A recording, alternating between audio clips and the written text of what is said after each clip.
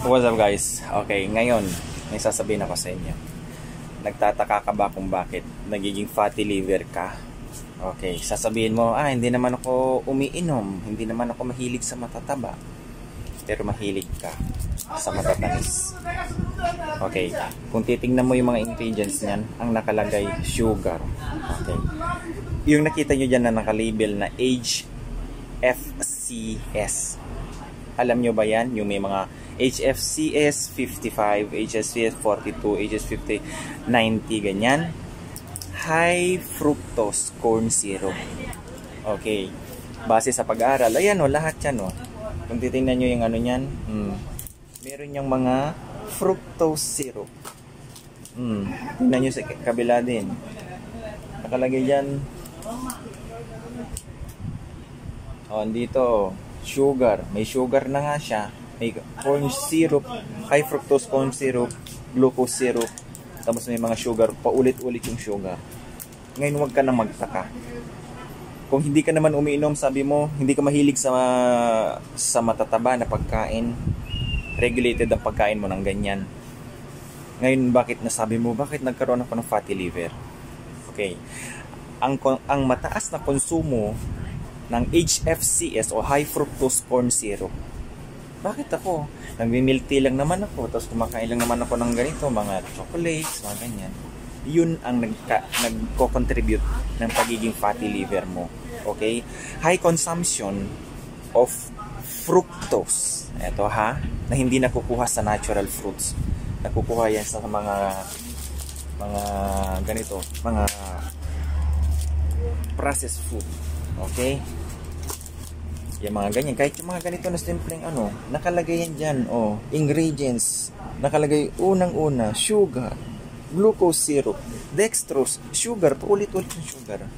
Okay, high consumption of syrup, of fructose, of fructose. Alam nyo ba, na yung atay natin, ay mabilis niyang i-convert ang fructose kapag sobra na ang intake mo into fats. Okay? Only organs can convert easily itong sugar na ito, na fructose, ay magiging fats yan kapag sobra-sobra sa katawan.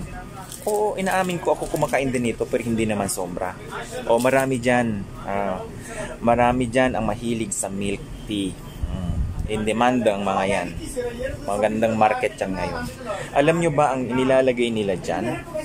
Hindi lang ordinary sugar. Okay, naglalagay sila dyan ng small amount para magiging mas masarap. Okay, hindi na nga sila naglalagay dyan minsan ng ng sugar talaga eh. Ang nilalagay din na sugar dyan, refined sugar. Sasamahan din yan ng konting amount ng fructose, yung high fructose corn syrup. Nilalagay nila dyan. Makikita nyo yung kulay puti na parang medyo malapot na hinahalo dyan. Yan yun. Ngayon magtataka ka kung bakit sasabihin mo nagiging fatty liver ka, hindi ka naman pala inom ng alak. Kasi one contribution or factors na pwedeng magkaroon ng fatty liver, yung pagkain mo ng sobrang matatabang pagkain at pag-inom ng alcoholic drinks. Mahilig ka naman dito sa mga matatamis na to. So yan ang dahilan. Lahat ng mga processed food, tingnan mo dyan. Lahat ng mga matatamis na yan. Kasi yan din nakakapagbigay ng factors dyan sa pagkain mo para magiging malasa. Para mas maengganyo ang iyong sense na kumain ka pa ng marami. Diba? Fructose, hindi lang kadalasan yan na napapansin. Pero nakikita nyo dyan, lalo na kapag yung nakalagay dyan, HFCS 90. Nako, ang taas niyan. Ang allowed lang is 42. Okay?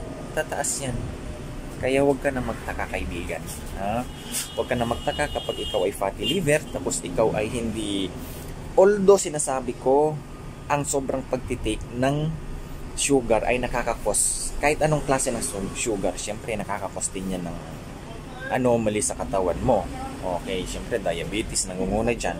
Pero yung pinupoint ko dito, yung pagtatakahan mo ang sarili mo na tumataas o nagkakaroon ka ng fatty liver during sa ultrasound mo, pero hindi ka naman pinagtanong, hindi naman ako umiinom, hindi naman ako kumakain ng matataba. Napaka-conscious ko nga sa ganyan. Conscious ka nga, pero hindi mo namamalayan ang kinakain mong ganito. na mga matatamis na pagkain ay loaded yan ng fructose. Okay? Fructose, ang liver ay kino-convert niya ang fructose into fats. Excessive, excessive intake niyan, kino-convert niya to fats. Ang tawag diyan lipogenesis. Kabayan, lipogenesis. Kapag yan, marami siyang na-convert na fats galing sa fructose, ini-store na yan. Kaya nagkakaroon ng fatty liver. Kaya may tinatawag na non-alcoholic fatty liver.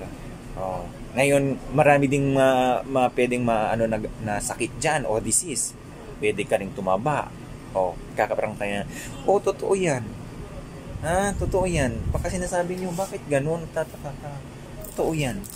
Kaya, minimize. Okay? Ako kumakain ako nito, pero nilalagyan ko ng disiplina ang sarili ko pag nakain ako. Minsan sinasabi nila, napaka-allergic ko daw sa matamis. Hindi. Mas maganda yung nag-iingat kaysa sa naggagamot. Okay? So, paalala lang kaibigan. Napadaan lang ako dito, tapos naisipan ko may batang bumibili. Sabi ko, ito yung mga cost, yung mga bata ngayon. Okay guys, thank you for watching. Naway hinahinaan mo ang pagkain ng ganito, ha? Mas maganda yung fructose ay nanggagaling sa natural na prutas. Okay? Bye-bye!